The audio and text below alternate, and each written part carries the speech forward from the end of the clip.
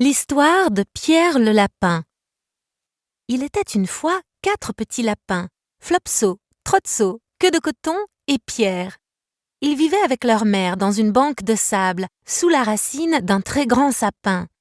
« Maintenant, mes chers, dit la vieille dame lapin un matin, vous pouvez aller dans les champs ou dans la rue, mais pas dans le jardin de Monsieur MacGregor.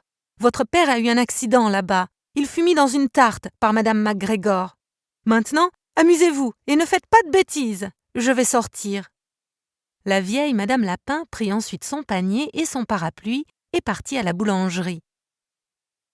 Flopso, Trotso et Queue de coton, qui étaient de gentils petits lapins, s'en allèrent ensemble pour ramasser des mûres. Mais Pierre, qui était très espiègle, courut directement vers le jardin de Monsieur MacGregor et se faufila sous le portail. Tout d'abord, il mangea quelques laitues et quelques haricots verts, et puis il mangea des radis, et enfin, se sentant vraiment malade, il alla chercher du persil. Mais vers la fin d'une trame de concombre, il rencontra Monsieur MacGregor. Monsieur MacGregor était à 4 pattes en train de planter de jeunes choux.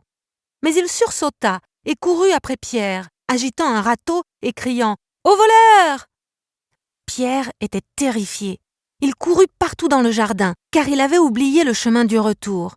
Il perdit une chaussure parmi les choux et l'autre parmi les pommes de terre. Après les avoir perdus, il courut à 4 pattes et s'en alla encore plus vite. Il faillit réussir à s'enfuir, mais il se heurta à la toile d'une groseille et fut coincé par les grands boutons de sa veste.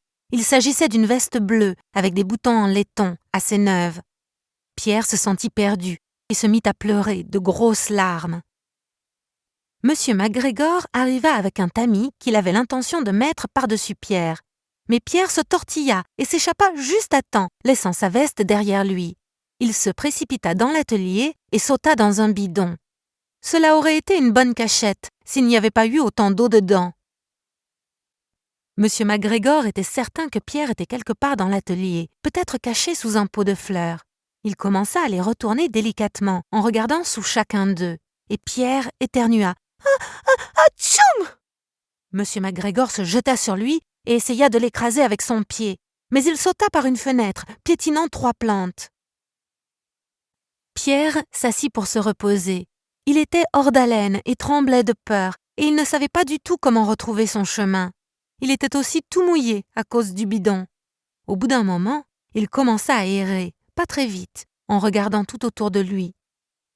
Il trouva une porte dans un mur, mais elle était verrouillée, et il n'y avait aucune place pour qu'un petit lapin gras se faufile dessous. Une vieille souris courait dedans et dehors entre la marche de Pierre et la porte, transportant des petits pois et des haricots à sa famille dans le bois. Pierre lui demanda le chemin vers le portail, mais elle avait un pois si gros dans la bouche qu'elle ne pouvait pas répondre. Elle secoua simplement la tête.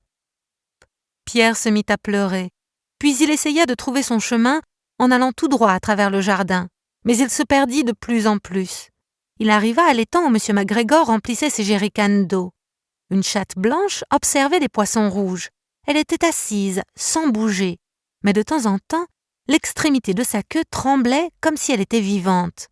Pierre pensa qu'il valait mieux s'en aller sans lui parler. Son cousin, le petit lapin Benjamin, lui avait parlé des chats. Il retourna vers la cabane, mais tout à coup, tout près de lui, il entendit un bruit. Scritch, scratch, scritch, scratch. Pierre se cacha sous les buissons, mais, comme rien ne se passa, il sortit et monta sur une brouette et regarda par-dessus. La première chose qu'il vit fut Monsieur MacGregor qui binait des oignons. Il lui tournait le dos et de l'autre côté se trouvait le portail. Pierre descendit tout doucement le long de la roue de la brouette et se mit à courir aussi vite qu'il pouvait le long d'un chemin derrière quelques buissons de cassis. Monsieur MacGregor l'aperçut au coin, mais Pierre ne s'en souciait pas. Il se glissa sous le portail et était enfin sain et sauf dans le bois à l'extérieur du jardin. Monsieur MacGregor accrocha la petite veste et les chaussures en guise d'épouvantail pour effrayer les merles. Pierre ne s'arrêta pas de courir et ne regarda pas derrière lui jusqu'au grand sapin. Il était si fatigué qu'il s'effondra sur le sable doux du sol de son trou à lapin et ferma les yeux. Sa mère était en train de cuisiner.